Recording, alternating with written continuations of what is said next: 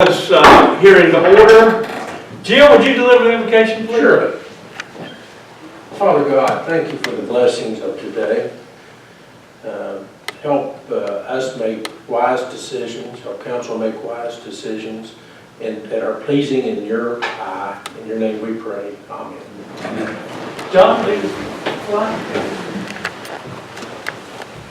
I pledge allegiance to the flag of the United States of America, to the republic for which it stands, one nation, under God, indivisible, with liberty and justice for all.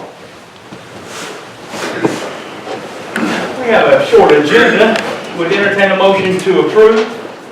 I make a motion to approve the agenda. Motion to approve the agenda. Second. Motion second. Discussion. Being none, all in favor, vote with show of hands. Unanimous. The item on the agenda is discussion of the millage rate. Brandon.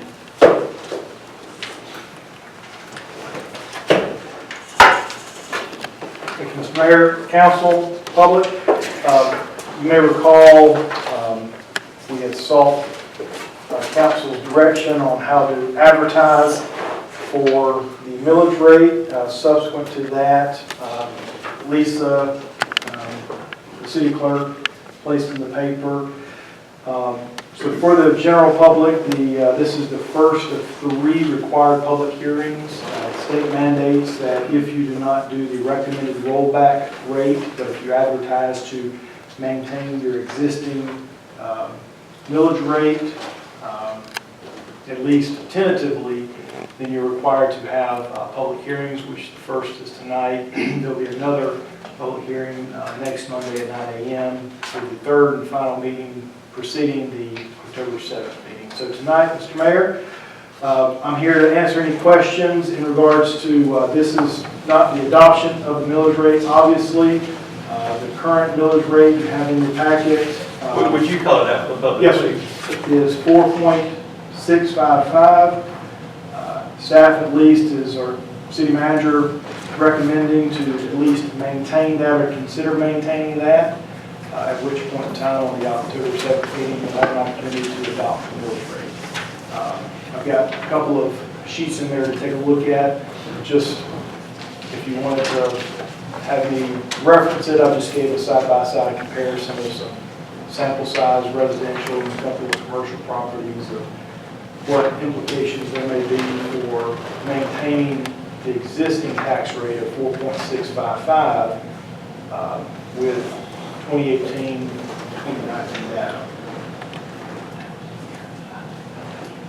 Ultimately, for the mayor and council and the public, if your county tax appraised value was the same this year, 2019, as it was for 2018, then the proposed millage rate of the City of Jasper of 4.655 would essentially pay the same city taxes.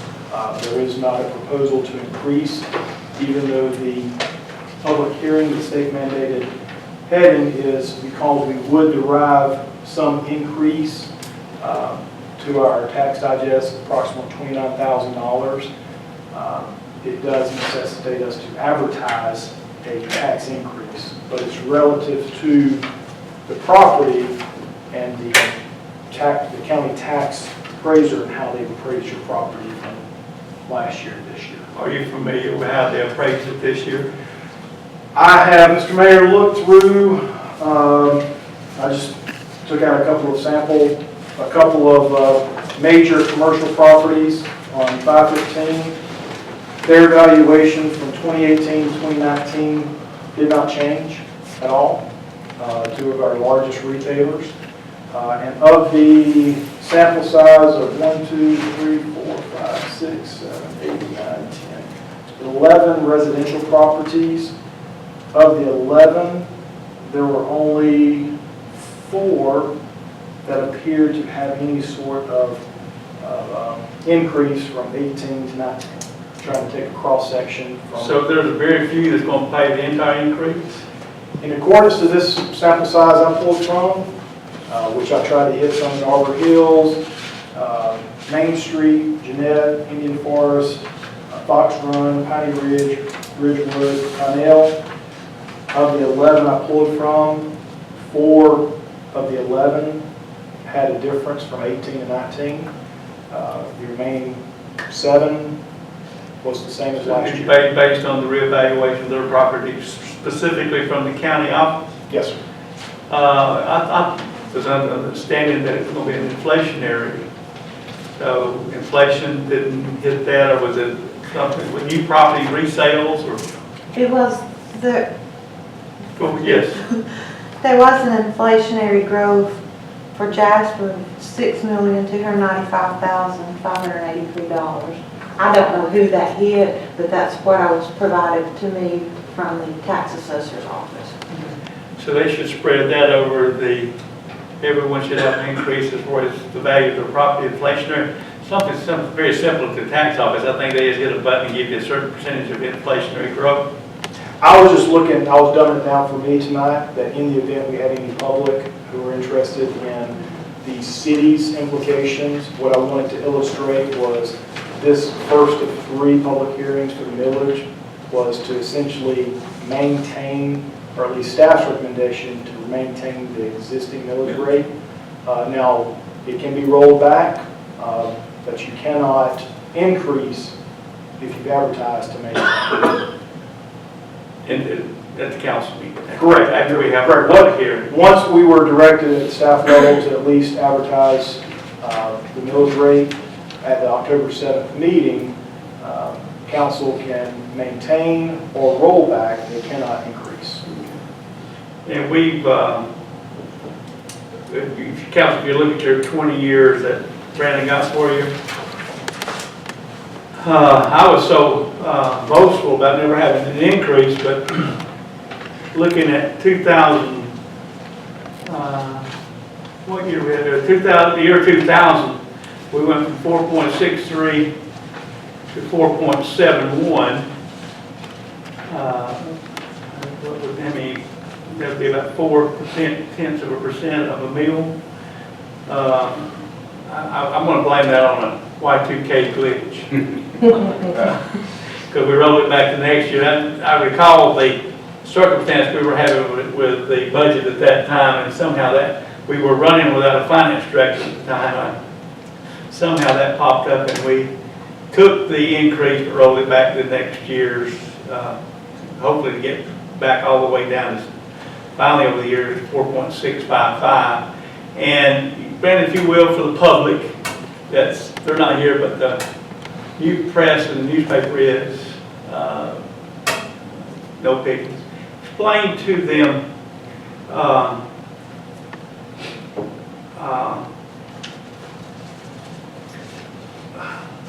you said about $29,000 increase. At one time I heard it would be $11 per house or per property. $11.90 per 100,000. Per 100,000.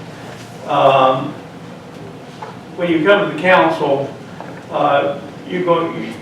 didn't you talk about something happening that I think our money from what I referred to would be the licenses from the county, and then would you explain a little bit about that? Yes, one of the major reasons that we delved into the budget, one of the revenue streams that we have in our general fund budget is the TAVT, the title ad valorem tax, that when you purchase the vehicle, goes to the state then distributes the money back to the local governments.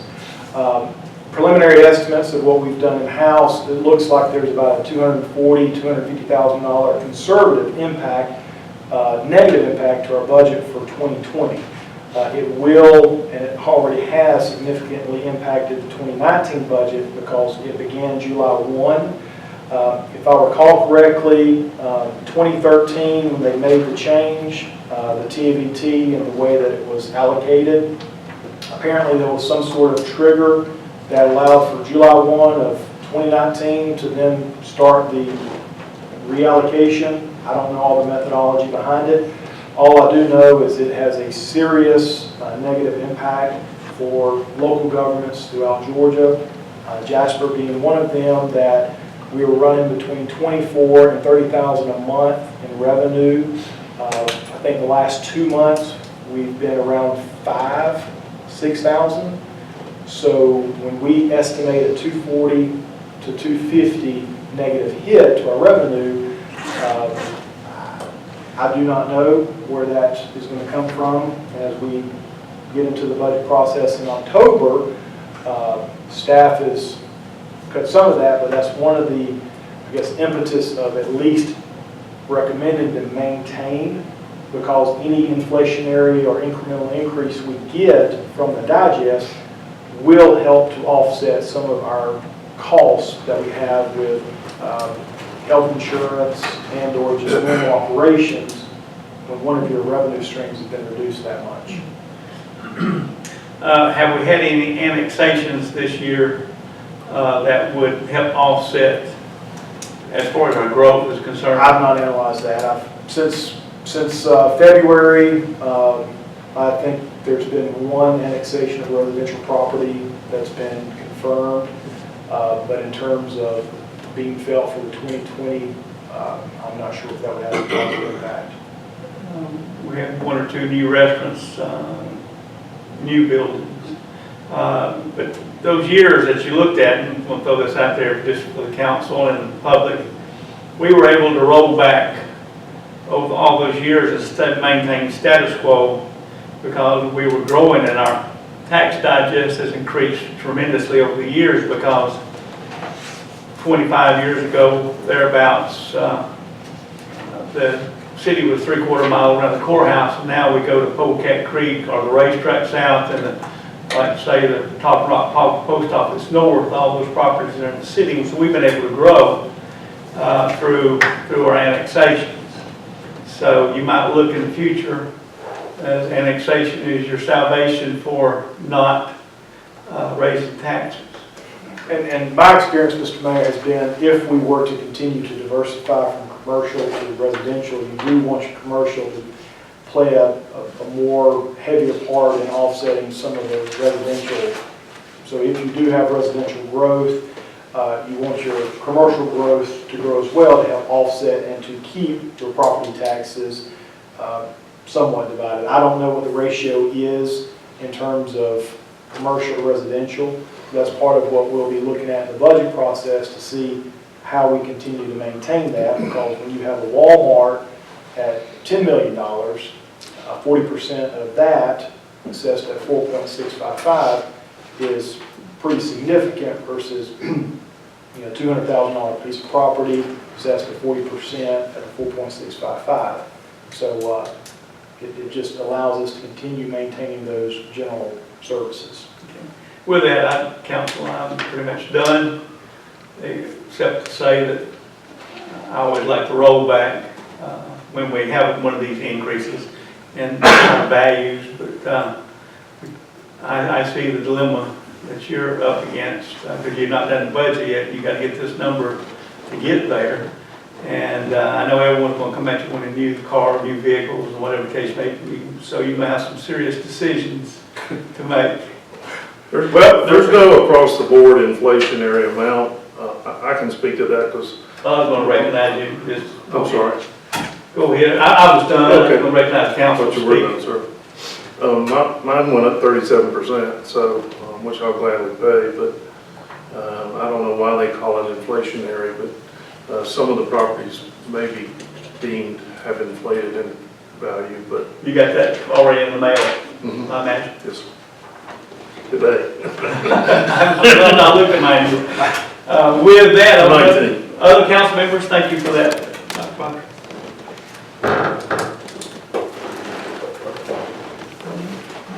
That's what the county sent to me. Oh, okay. 188 parcels, and the 6 million was 800%. Go ahead and explain that if you would, to speak a little louder, speak into the camera for what you've given. The county provides this every year. We had for the county, they had 1,570 parcels with an inflationary growth with 23,901,768 at 100%, 9,560,696 at 40%.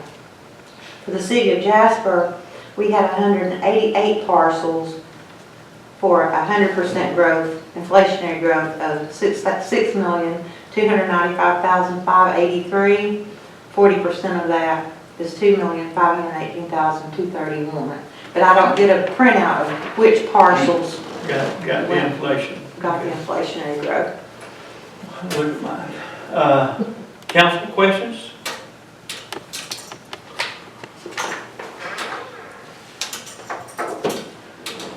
We have 2 more meetings, you say, with this? Yes, sir. What we've done is we've advertised for 9 a.m., which historically I've handled at the staff level in terms of other organization administrative. So it's not a requirement for public elected officials to attend. What would happen is it would be similarly to where it would be a public hearing, but just not before the elected body. The elected body would have the public hearing that you would need a quorum at 5:30, and then we have a regular meeting called to order at 6. Or, So you can have it administratively from this point on? well, one of the 3 Okay. can be administrative. The 2, this one and 5:30, I need the elected body. Any other questions, council? Anybody, anyone from the public? We have public here, right? Okay, I thought you were non-public. You are the public. Any questions, gentlemen? Dan? No opinions? Being none, would entertain a motion? So moved. A motion to adjourn?